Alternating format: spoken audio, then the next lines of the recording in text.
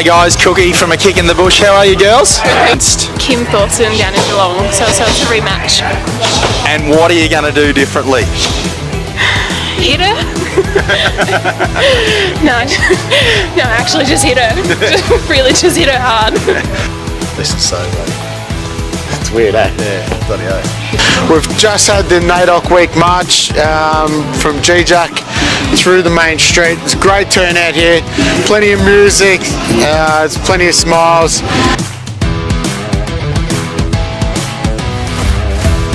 Any superstitions before a big game? Oh, before every game I write my mate's name on my tape, on my foot. Just a little, yeah. Yeah, no, that's good now. And don't get on the piss the night before. Oh yeah, and I have an energy drink before my games. Nah, beautiful. Well, thanks for having us and all the best for the weekend. Thanks, Reggie.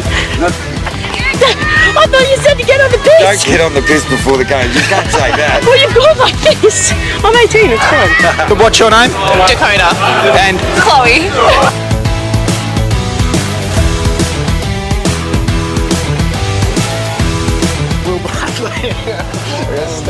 Special guest Neb Steele over here has just pulled up in the car. You can come and have an interview, Neb. Come the tights!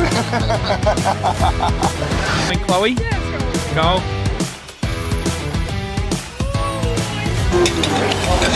So you're not eating on camera? Nah, I can't see that going well. My name's Levi and I go for Essendon. Yeah. Now what's your name? Oakley. Who do you barrack for? Colton. Who's your favourite player? Eddie Beats. Good question. Does someone else have to hold this, or do I hold it? It's about coming together as a family, as a community, and just celebrating the week, yeah. Nice. It's awesome. Just spin around for us, Lukey, so we can have a look on the back. He's a lovely model today.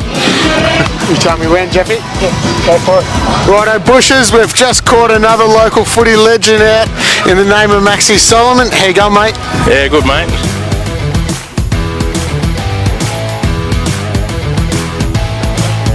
We've had 6 mil of rain over the night. Superstar from Lucknow, Danielle Stevens. Danielle, looking lovely tonight. Thanks, Reese. What are you wearing? Oh, I think it might be something very vintage, probably about 20 years old. So. Have you girls ever heard of A Kick in the Bush? Never. No. Yeah, Bill. Mate, we've just had a massive call. Cookie's out for Saturday. Are you right to come in? We'll do it this way because I can see your keypad. What can you say? The keypad.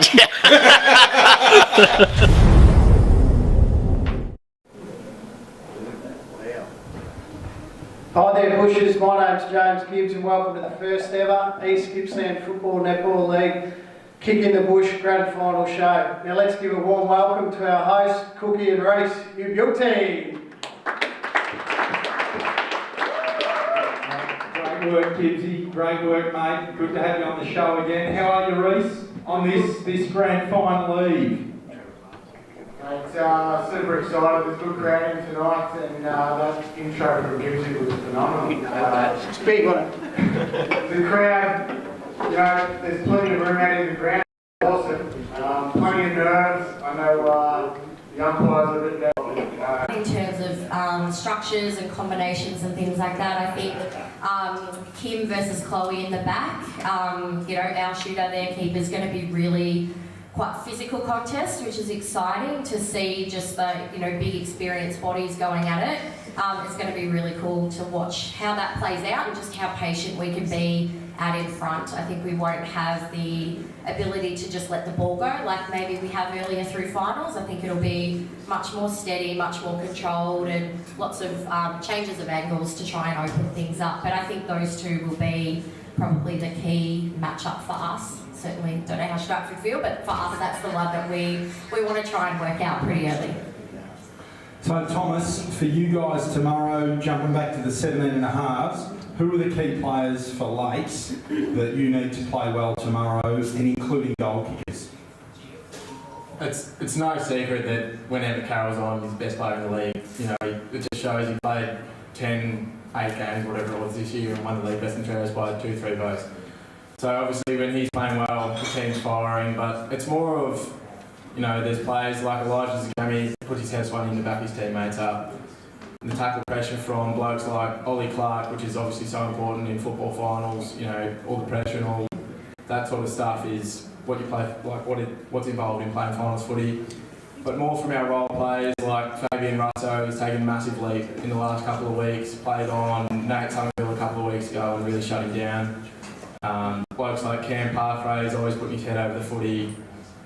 And just our younger blokes who have really stepped up in the last few weeks have, really given us a lift and give us a bit of hope tomorrow. So, it'll be good. How's training been, Thomas, without, I think, Lou's man in Ballarat looking for gold on a school camp, so you've been the man this week. Yeah.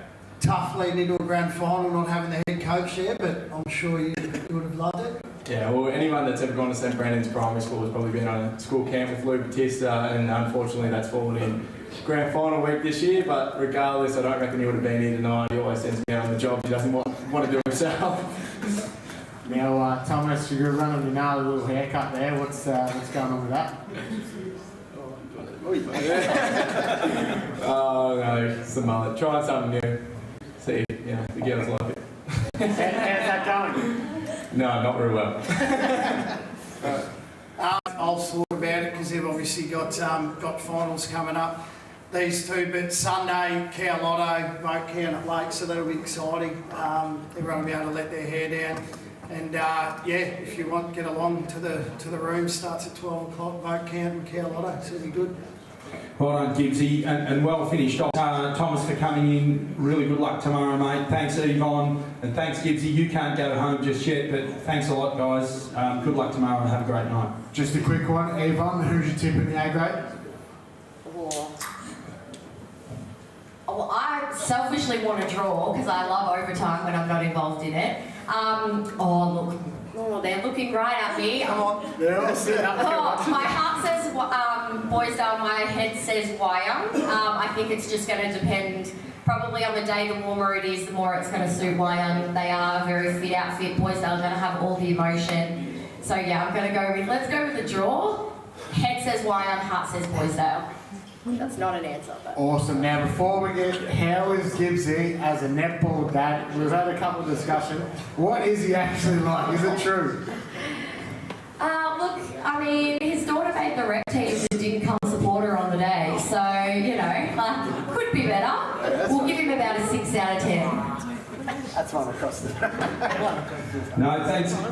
You want to write a reply? We're over time already, mate. Unfortunately, I was coaching the juniors on the Sunday, but I do come. Look, I get there to watch netball, but as my daughter said on league vote count night, I sit in the car a bit. Obviously, pretty opinionated as everyone knows, and it's probably a good spot for me in the car, I reckon. Well done, Gibbsy. Thanks very much, guys. Good luck tomorrow and have a great night. Thank you. Thanks, guys. Thanks,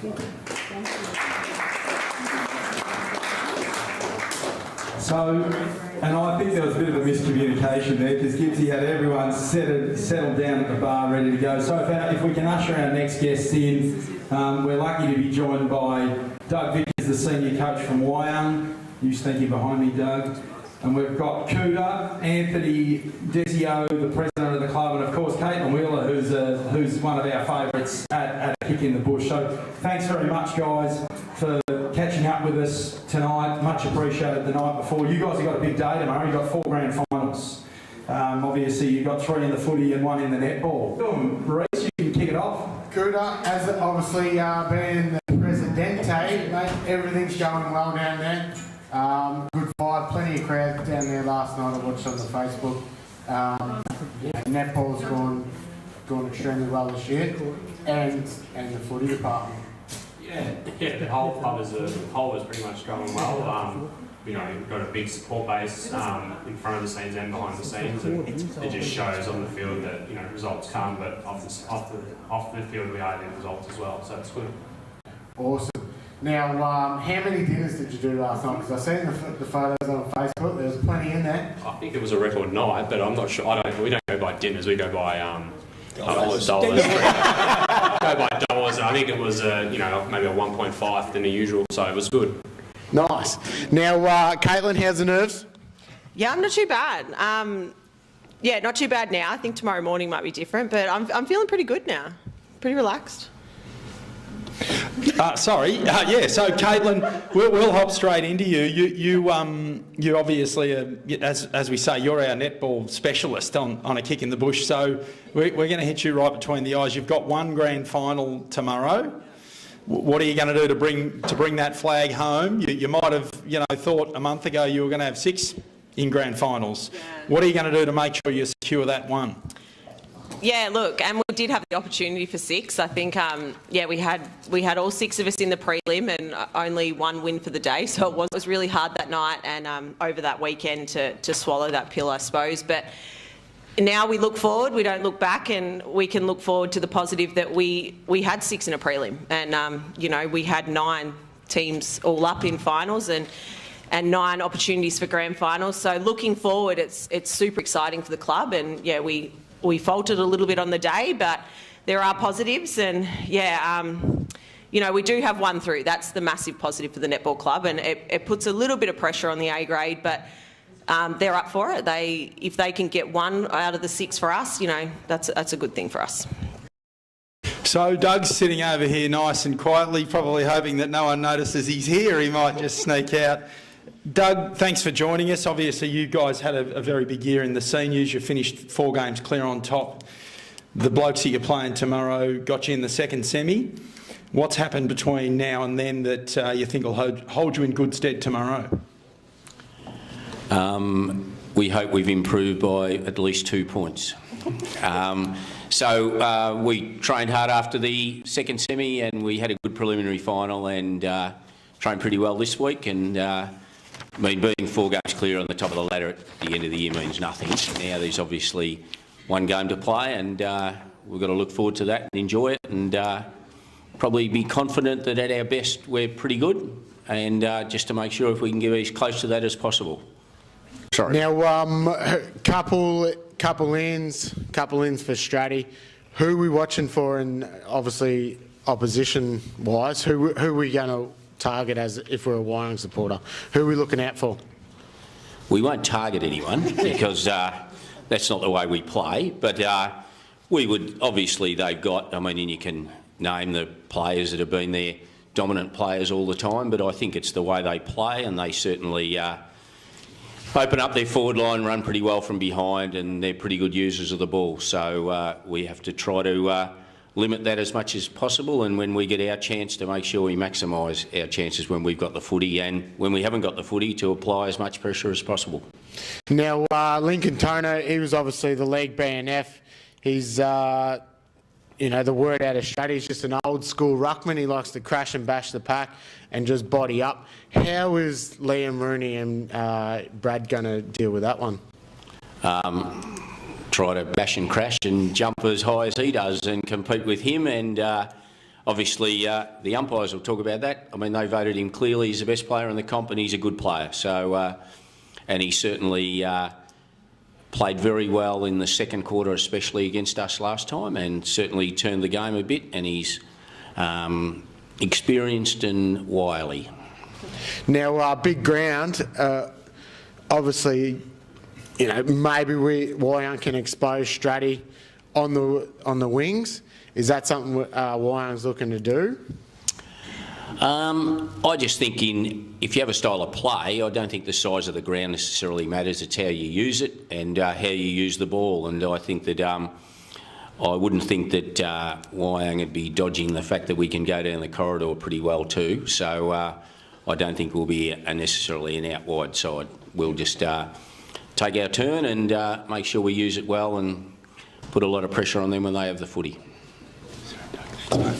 So, Kuda, we might ask you, or Doug, either of you can comment. Your under-17s and a halves have obviously got a grand final tomorrow. The 17 and a halves have had a fantastic year, just lost the 1 game.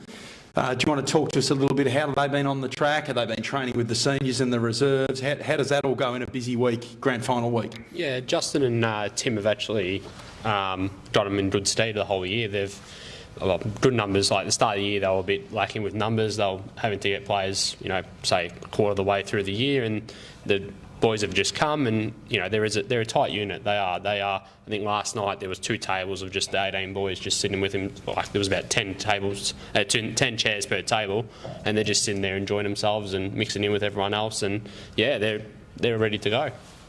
Yeah, I actually on the under-18s, I had a chat to them on Tuesday night and again on Thursday night, just how important they've been to the footy club in that you drive in at 5:30 on a training night, and here are them. There's 16, 18 of those blokes up and about and enjoying it, and Justin Callo's done a terrific job, and as Kuta said with Tim Nichols, and they're a pretty good unit, and they